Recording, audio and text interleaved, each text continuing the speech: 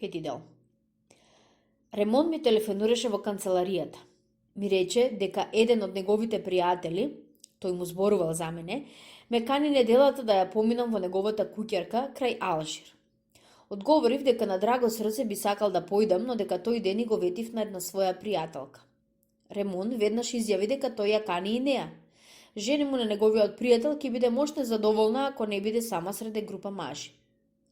Сакам веднаш да ја спуштам слушалката, зашто знам дека шефот не љуби да ни се телефонира од град. Но Ремон ме замоли да чекам и ми рече дека оваа покана можел да ми ја пренесе вечер, но сакал да ми извести за нешто друго. Цел ден го следеле група арапи, меѓу кои се наоѓал братот на неговата бивша љубовница. Ако го видиш крај куќата, оваа вечер на враќање јави ми. Му реков дека е вред. Малку потоа ме викна шефот и за момент ми беше неудобно, зашто помислив дека ќе ми зборува помалку да се телефонира и подобро да се работи. Сепак не беше тоа. Ми рече дека ќе разговараме за уште еден нејасен проект. Сакаше само да го има моето мислење за тоа прашање. Имаше замисла да отвори представништво во Париз, која на своето место ќе го решава неговите работи и директно со големите компании сакаше да знае дали сум расположен да одам таму. Тоа би ми овозможило да живеам во Париз и исто така еден дел од годината да патувам. Вие сте млад и ми се чини дека е тоа живот што би требало да ви се допадне. Реков дека е тоа точно, но дека всушност тоа ми е сеедно. Потоа ме праша дали не сум заинтересиран за промена на животот. Одговорив дека животот никогаш не се менува, дека во секој случај, секој живот има вредност и дека и мојот овде токму ми се допаѓа. Тој имаше незадоволен израз и ми рече дека секогаш одговорам поинаку, дека немам амбиции и дека тоа е копно за работата. Потоа се вратив да работам. Повеќе би сакал да не го не расположев, но не гледав причина да го менувам својот живот. Откако размислив добро за тоа, не бев несреќен. Кога бев студент, имав многу амбиции од тој вид, но кога морав да ги напуштам студиите, мощно бргу сватив дека сето тоа беше без реално значење.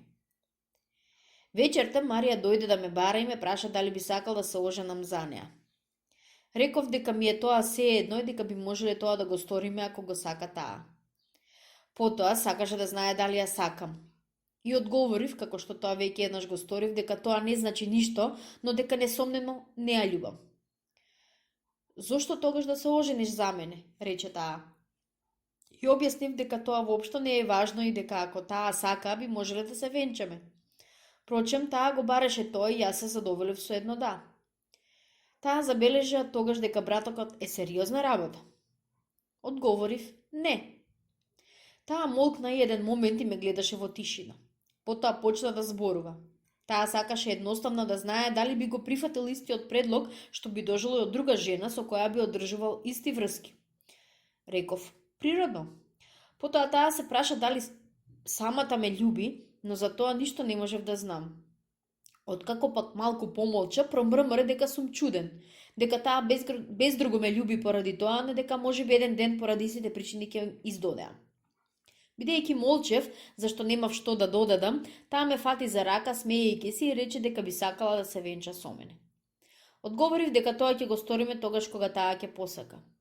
И говорев тогаш за предлогот од мојот шеф и Марија ми рече дека би сакала да го запознае Париз. И реков оти известно време живеа во Париз и таа ме прашуваше како е таму. И реков, бербатно. Има гулаби и мрачни дворови. Луѓето имаат бела кожа. Потоа одевме и го минавме градот низ неговите големи улици. Жените беа убави и ја прашав Марија дали го забележала тоа. Таа ми рече дека го забележала и дека ме разбира. Еден момент ние не зборувавме. Сакав меѓутоа да остане со мене и реков дека би можеле да вечераме заедно кај Селест. И таа копнееше за тоа, но имаше нешто работа. Бевме близу до мојот стан и реков до гледање. Таа ме гледаше. Ти не сакаш да знаеш што имам работа. Многу сакав да знам, но не помислив и за тоа како да сакаше да ми префрли. Тогаш пред мојата збунетост таа уште се смееше и со сето тело се подаде кон мене да ми ги подаде своите усни. Вечерав кај Селест. Веќе бев почнал да јадам кога влезе чудна мала жена која ме праша дали би можела да седне на мојата маса. Се разбира, можеше. Гестовите беа испрекинати и очите сјајни на малото лице како јаболко. Таа го соблече својот жакет, седна и нервозно ја разгледуваше листата на јадењата. Го викна Селест и ги порача сите јадења со глас напат и прецизен и заитан. Чекајќи ги студените пред јадење, таа ја отвори својата торба, извади од неа лист хартија и молив и однапред пресмета се, додавајќи го и бакшишот. Потоа од чантичката за пари ја извади точната сума што ја стави пред себе си. Во тој момент и ги донесаа студените пред јадење, што таа ги изеде со голема брзина. Чекајќи на следното јадење, таа уште извади од својата торба еден син молив и едно неделно списание што ги донесуваше радиотелефонските програми за неделата. Многу грижливо, таа една по една ги повлече речиси сите емисии. Бидејќи списанието имаше дузина страници, таа ја продолжи оваа работа во подробности сето време на ручекот. Јас бев веќе готов додека таа се уште подвлекуваше со истата трудолюбивост. Потоа стана, го облече својот жакет со истите прецизни автоматски движења и отиде. Бидејќи немав ништо да работам, исто така и јас излегов и еден момент одев по неа. Таа се качи на работа од тротоарот и со неверојатна брзина и сигурност го следеше својот пат без да скршнува и без да се свртува. Најпосле ја изгубив од око и се вратив по истиот пат. Мислев дека беше чудна, но ја заборавив доста бргу. Врз прагот од мојата врата го најдов стариот Саламано. Го поканив да влезе и тој ми рече дека неговиот пест е изгубен, зашто го немало во општинскиот кучкарник. Службениците му рекле дека е можеби прегазен. Тој прашуваше дали е возможно за него да знаат во комисаријатот. Му одговориле дека за вакви нешта не се води сметка бидејќи се случуваат секој ден. Му реков на стариот Саламано дека би можел да има друг пес, но тој имаше право кога ми забележи дека бил навикнат на овој. Се собрав на својот кревет и Саламано седна врз еден стол крај масата. Седеше спроти мене и рацете му беа врз колена. Не беше ја симнал својата стара шапка. Ги джвакаше криштата на речениците под своите пожолтени мустаки. Ми здодеваше малку, но немав никаква работа, а не ми се ни спиече. За да кажам нешто, го прашував за неговиот пес. Тој ми рече дека го набавил по смртта на својата жена. Се оженил доста доцна. Во младоста сакал да стане артист и во војска играл во водвили во војничкиот живот. Но на крај стапил на работа во железницата и тој не се кае зашто сега има мала пензија. Не бил среќен со својата жена, но се на се доста свикнал на неа. Кога умрела, се чувствувал мошне осамен.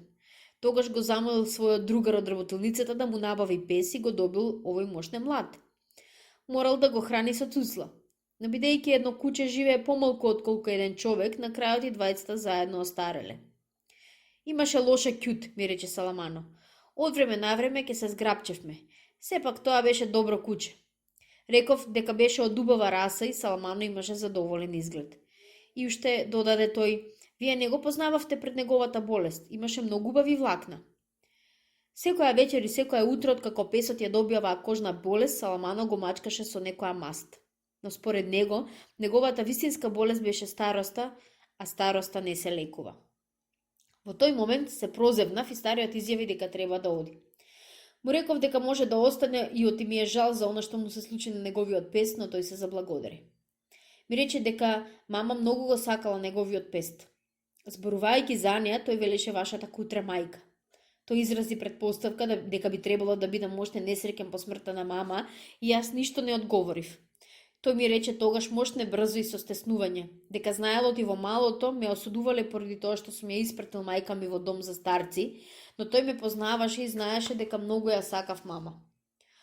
Одговорив, се уште не знам зошто, дека досега не знаев оти ме осудуваат за тој поглед, но дека домот за старци ми изгледаше нешто природно, зашто немав достатно пари да издржувам мама. Впрочем, додадов, има веќе подолго време откако немаше што да ми каже дека се досадуваше сосем сама. Да, ми рече тој, и во домот за старци човек се здобива со другари. Потоа се извини. Сакаше да спие. Неговиот живот се промени сега и тој не знаеше што треба да прави. За прв пат, откако го познавам, со едно скришно движење ми ја подаде раката и ги почувствував мозолите на неговата кожа.